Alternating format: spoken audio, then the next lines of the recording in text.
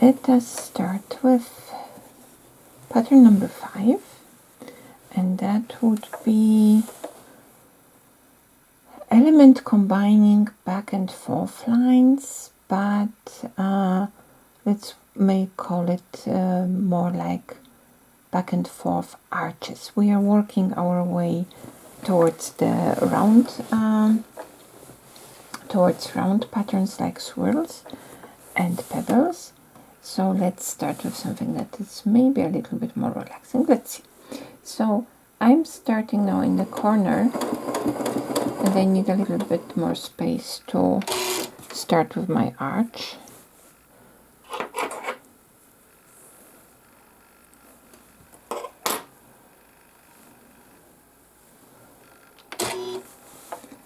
And I will quilt the first line. Now I can choose between more rounded way of turning or straight one, because I'm kind of a seam line, which is my marking line in this case. And let me echo the previous shape.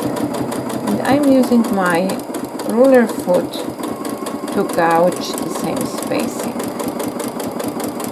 And that's how it looks like when I'm turning around instead of having the seam line. So I am not hurrying up. Now what I can do is I need the space for another arch, because this is now large enough. So again, I can use the seam line.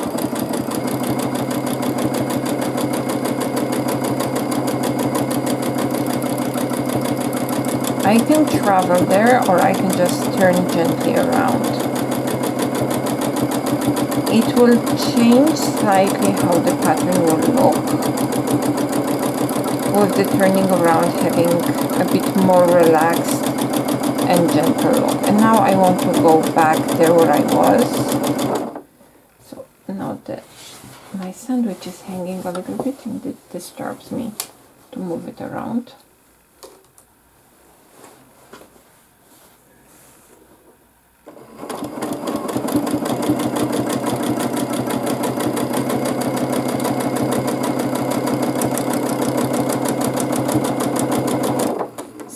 In this case, when I want to start with the next arch, I will actually travel back a little bit on the previous line, and I will start.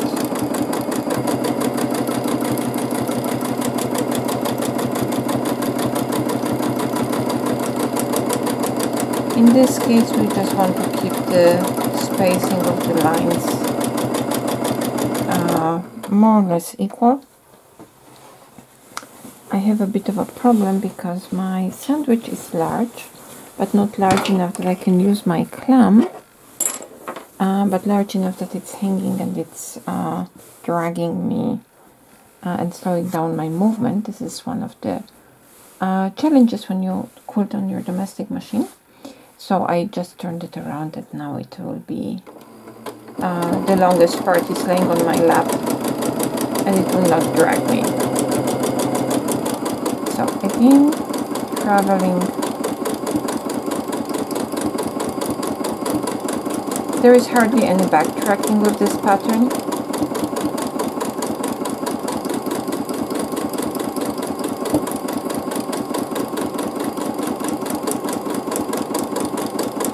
And in a way, it is an extreme meandering.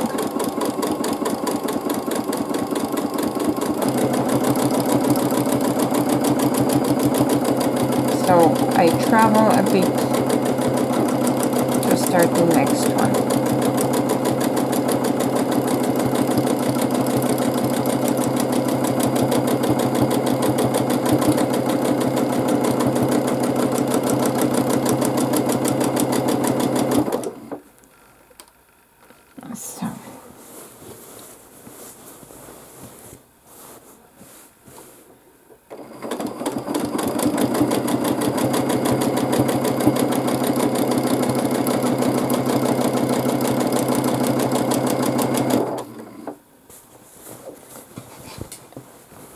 quite heavy, so I'm just adjusting my sandwich into a way that it's comfortable to work with.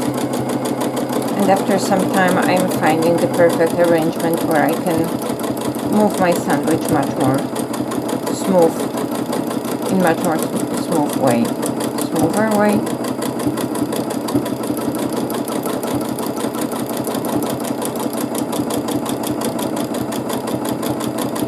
So you see, I am just trying to fill the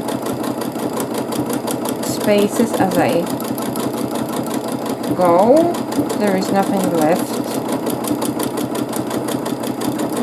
I am checking where I want to go, so I am adding simply one additional echo line, like here.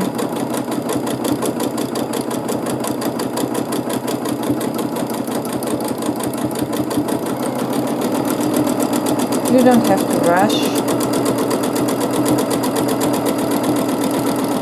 So now let us fill this space here.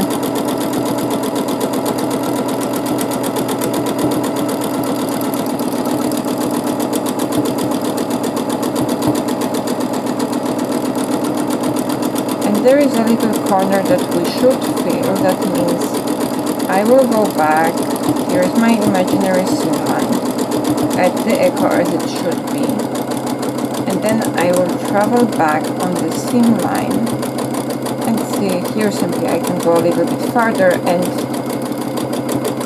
add one extra and start new motif.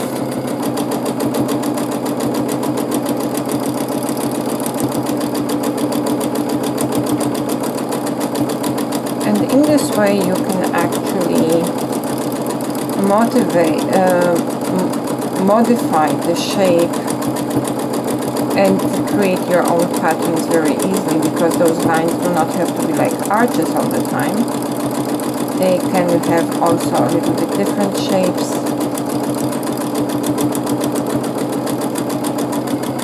So there are many possibilities for you to quilt in a relatively fast way.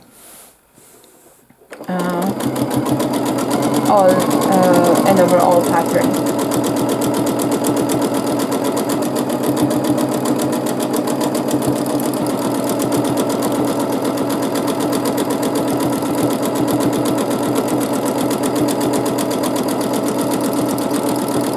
And in this case I simply wanted to get familiar more with the rounded up shape, with the arches. I know everybody wants to get to swirls as soon as possible, and we will get there, but one step at a time.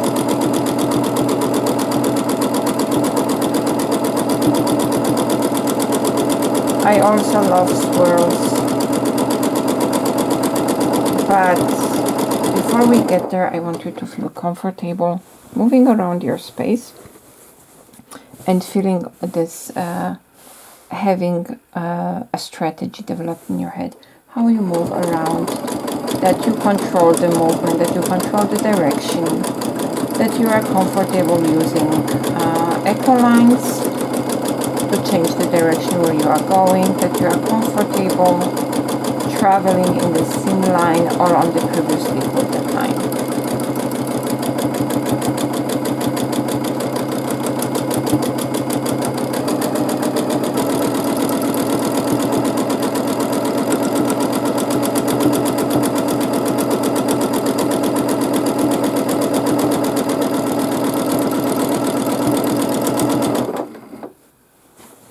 The advantage of this pattern is that when I have such odd space here, I can just quilt partial arch here, and then becomes part of the design because my arches are overlapping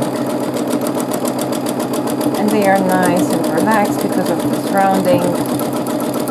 As an exercise for you, I would recommend that you are actually not rounding up, only traveling, and you are changing completely the character of the pattern, just with little detail. have this odd space here to fill.